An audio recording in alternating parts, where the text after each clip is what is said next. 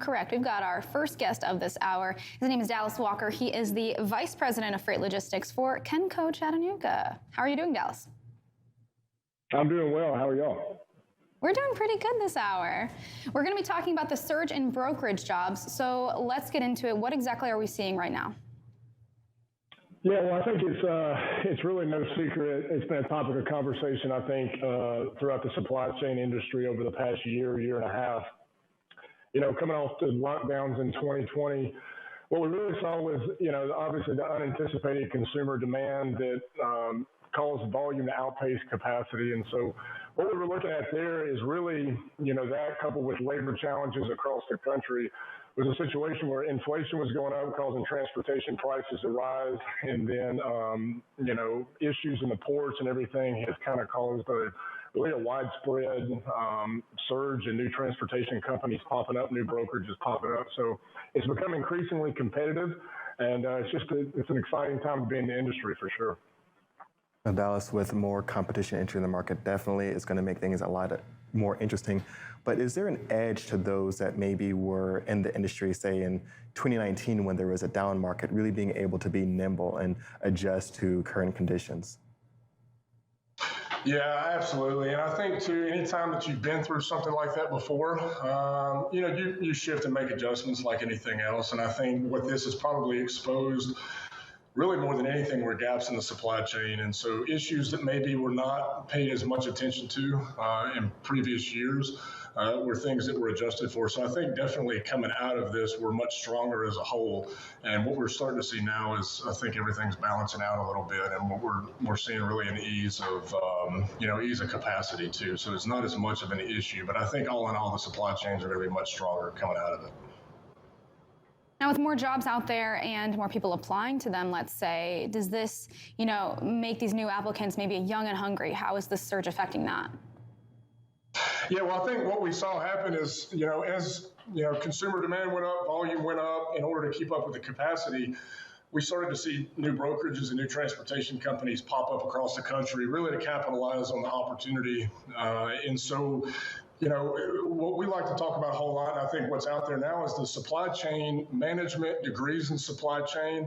They're a lot more prevalent now than what they once were. And I think one of the primary issues is when you see people coming out with a supply chain management degree, although they're well-versed in supply chain, you know, the brokerage space is not really something that's known to them, and it's kind of foreign. And so what we've seen is really kind of a shift in the community. A lot more people are wanting to get into the brokerage industry to make careers out of it.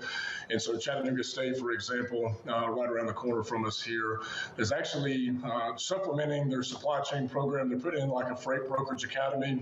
As a matter of fact, our own Bruce Clements, we're going to be fortunate enough to have Bruce actually teach that class for the first semester going into it. So we're excited about Bruce being able to go there. I think it's going to benefit not only Bruce, but a lot of the participants coming into it. It should be a pretty neat thing. But I think just getting the awareness out there is huge for people that are wanting to get into the industry to start careers. And then obviously internship programs are really big. Being able to get people in on the front end before graduation and having them, you know, be able to kind of see the ins and outs of what we do on a daily basis, because there's so many different models in the industry. To be able to have somebody come out and already know exactly what they want and what they're looking for is really key. You talk about some students not necessarily knowing exactly, you know, how a brokerage works.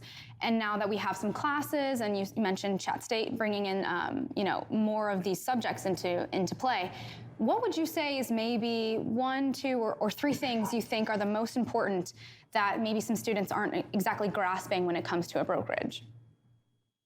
Yes, I think the biggest thing is just the model. There's two pretty prevalent models in the country now throughout the industry. The first one's obviously the split model, which is probably the most popular, where you've got a customer rep side, a carrier rep side, and then oftentimes nowadays you see it even segmented into thirds, where you've got an operations team in the mix.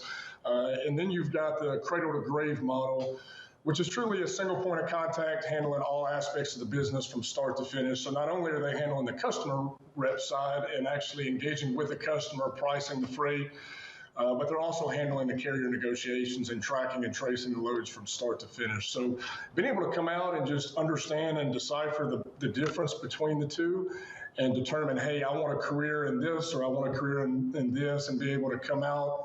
Really, I think the goal coming out of the Chat State program is for them to be well-versed in both, and then be able at that point determine, hey, what path do I want to be able to go down?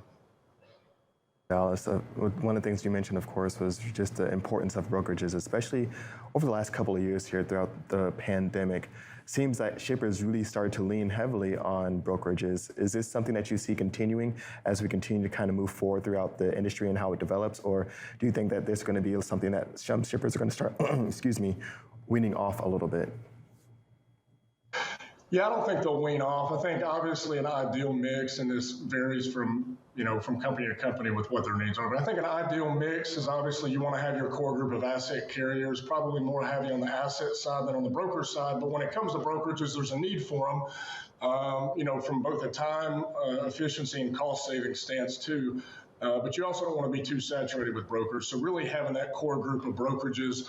And what we really like to focus in on, and what we tell our people all the time is, hey, look, at the end of the day, we're not selling a product, we're selling a service. And there's a lot of trucking companies, there's a lot of great brokerages, especially here in Chattanooga, and they all do a fantastic job. And so what are we going to do at the end of the day to be able to give a customer an incentive to use us, versus another company? And so what we really try to focus on are, 4 things. Number one, you look at strategic partnership, and this is from a shipper stance. What would they be looking for in a brokerage? Would be a strategic partner. A lot of companies can come in. It would be easy just to say, hey, look, I'm going to come in and play the spot market, or I'm going to try to help with a short-term solution. But a true partner is going to not only look at short-term solutions, but long-term strategy too. The second thing is, to look for in a broker would be availability and communication. Obviously, you want a broker that's available. And then the third thing would be, expertise in all modes of transportation. I think now more than ever, what we're seeing is a shift in a lot of businesses that are expanding their capabilities in manufacturing. And so what was maybe a point in time where a manufacturer may just need truckload, or they may just need LTL. They're now needing partial, or they're needing drayage or international. So the more that you can do as a broker is obviously an incentive for a customer to use you. And then lastly, integrated solutions. So just the ability to be able to go to a customer and say, hey, look, not only can we do transportation for you, but we can do material handling, we can do warehousing, we can do e-commerce, and we're kind of a one-stop shop for you as a true partner. Really kind of diversifying what you can offer, right? Exactly. Yep. Awesome. And one of the things that you mentioned here really is, of course, that saturation in the market. What are going to be some of the things that you think stands out for a broker when you're looking at how the market is just really developing right now? Yeah, really, I think it's going to be the ability, we talk about it all the time on the floor, just ability to adapt at a moment's notice and really just be available. So many things change before a load gets even in transit up until the last, half hour before something loads. And so what we try to do is say, hey, look, whatever we need to do, however we need to plan it out, however we need to organize the structures of the teams within the office, at the end of the day, everything comes down to customer service and what can we do to be more readily available for the customer to meet their needs. And so for us, it's again, being versatile, and it's being able to have the support and keeping up to date with the technology, in order for us to be able to better meet the customer needs when they need us. It's not enough for you to be able to, to just reach out or have a customer reach out to you rather when times are easy, but when something's tough and they need you to adjust on the fly and maybe pick up a new load or an order shifts in count or it reroutes to a different destination, who's going to be able to come through in the clutch and be able to pull in for the customer. And so that's what we really try to harp on, here at Kimco, is being able to separate ourselves in that aspect. Oh, Dallas, of course, being able to have that human interaction and being able to have that contact around the clock is going to be crucial.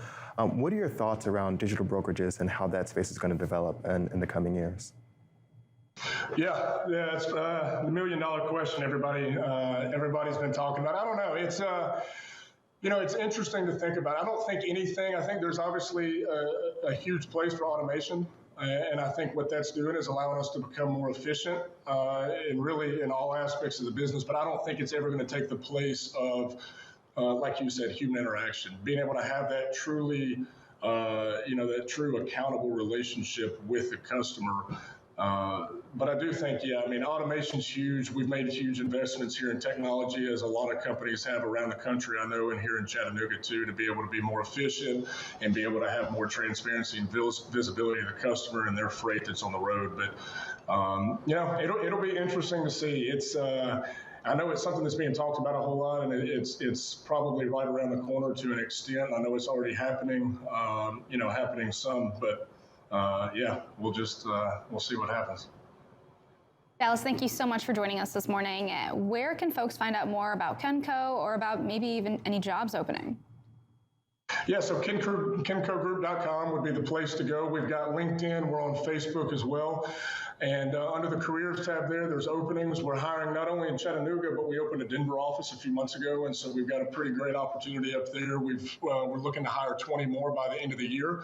And so it's just, you know, exciting time, exciting stuff going on at Kenco, grown over 500% since 2020, and looking to continue to add to the team. So That's awesome, Dallas. I'm loving what you guys are doing over there at Kenco, and thanks so much for joining us this morning. Absolutely, man. Thank you all for having me. Awesome. And right now, we're going to take another look at our headlines and see what's been going on lately.